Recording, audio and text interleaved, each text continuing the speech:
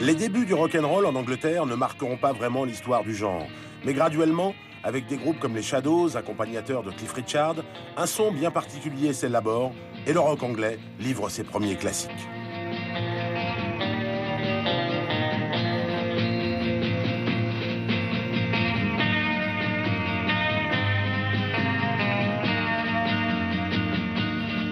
Si les Shadows sont importants, grâce en soit rendue aux 10 doigts de leur guitariste, Hank Marvin, qui, malgré ses lunettes et son air godiche, va susciter bien des vocations au sein d'une nuée de petits mâles débordant d'acné juvénile et bien décidés à faire swinguer la fée électricité.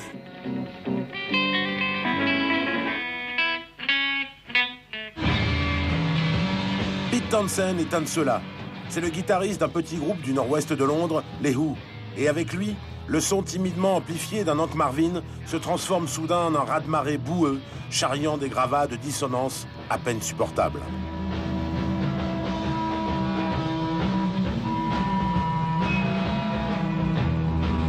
Pete Townshend fait du bruit.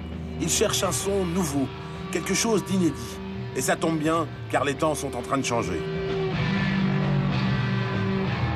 Ceux qui ouvrent le grand bal du changement, ce sont 4 provinciaux qui ont appris à la dure leur métier de musicien dans des caves surpeuplées de leur Liverpool natal, sur des scènes de bal minables ou dans des boîtes à striptease à moitié bordel pour marins embordés à Hambourg. Les Beatles sont talentueux et malins. Ils ont certes les cheveux longs, mais pas les idées courtes, et le temps de compter 1, 2, 3, 4, ils ont imposé un look inédit. Coupe au bol à la Jeanne d'Arc que Lennon a ramené de Paris, petit costume très cintré, boots à l'italienne, tout ça fait furieusement penser à des mods. Mais pour le moment, vers 1963, personne ne sait vraiment qui sont les mods. Et à la suite des Beatles, les jeunes ne pensent qu'à une chose, s'amuser et surtout croire que c'est ce qu'il y a de plus important au monde. Alors, on va s'amuser, et plutôt 2 fois qu'une.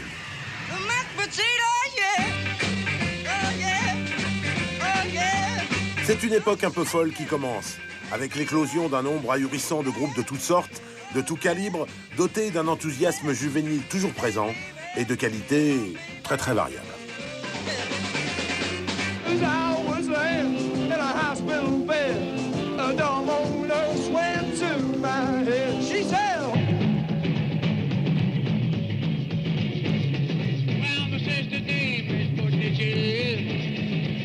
Certains de ces groupes vont connaître une gloire très fugitive dans leur ville, dans leur quartier, dans leur pâté d'immeubles, ou alors pas de gloire du tout.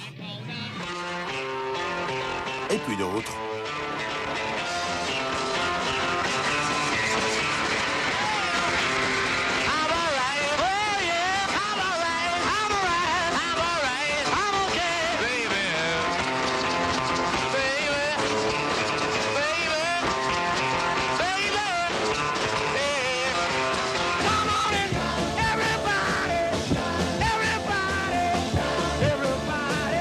On assiste à ce moment à une véritable explosion. Ces gamins anglais redonnent à la musique populaire une vitalité qui n'avait plus cours.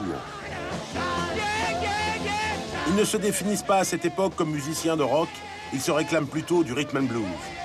À la suite des Beatles et des Rolling Stones, ils veulent tous désormais avoir leur part du grand gâteau, avec à la clé filles hurlantes, scènes d'émeute et adrénaline en rotation accélérée à tous les concerts. Ils se ressemblent beaucoup, vu qu'ils se chaussent, s'habillent et se coiffent dans les mêmes endroits. Ce style commun est très inspiré de celui des mods. Mais voilà, les mods sont des vrais snobs, et il en faut plus que ça pour se les mettre dans la poche.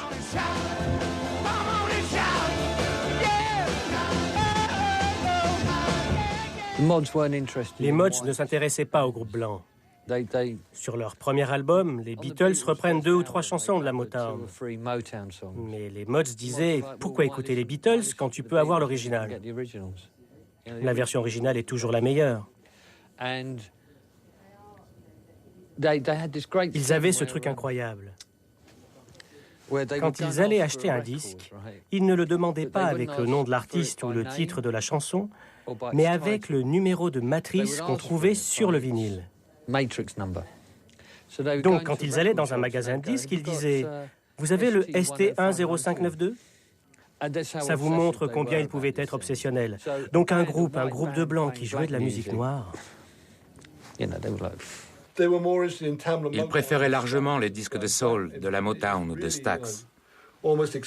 Ils n'écoutaient quasiment que de la musique noire. Il y a bien eu des groupes blancs autour de Londres, qui surfaient sur la vague mode. Mais à l'époque, c'était plus le vrai truc. Je veux dire, être un mod, en fait, c'était sortir en club, prendre des amphètes et écouter Junior Walker jouer Roadrunner.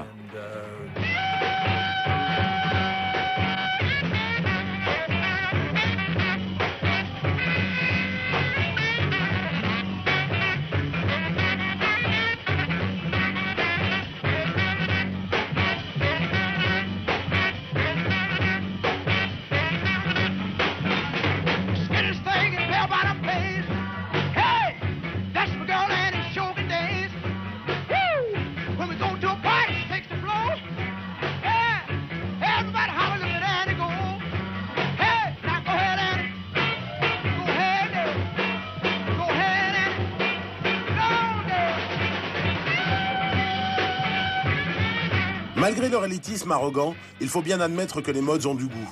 Car la musique noire d'outre-Atlantique connaît au milieu des années 60 un véritable âge d'or. Chaque semaine sortent des petites merveilles en forme de galettes de vinyle qui ravissent autant les spécialistes que les profanes dans les discothèques du monde entier. Les mods mettent un point d'honneur à dénicher les pépites les plus rares, des labels les plus obscurs qui soient, selon l'adage mode numéro 1, moins c'est connu, meilleur c'est. Tout cela demande un drôle d'investissement. Il faut être partout à la fois, soudoyer les meilleurs disquaires pour avoir en priorité les 45 tours les plus recherchés et fréquenter les boîtes de nuit les plus branchées pour être sûr de ne rien rater. Le métier de mode, vraiment, c'est exténuant.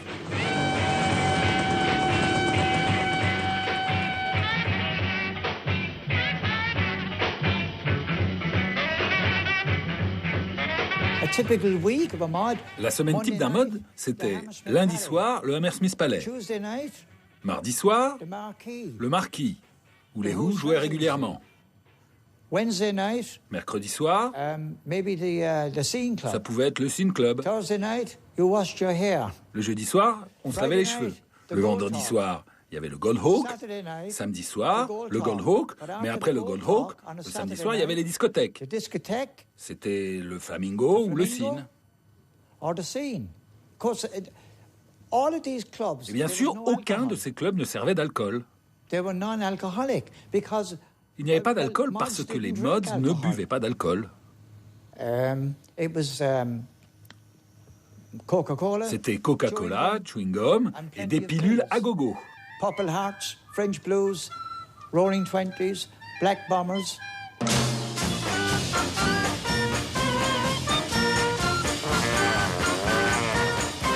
When you go down the West End of a Saturday night and you stay up all night, I mean, you just got to take them to keep away.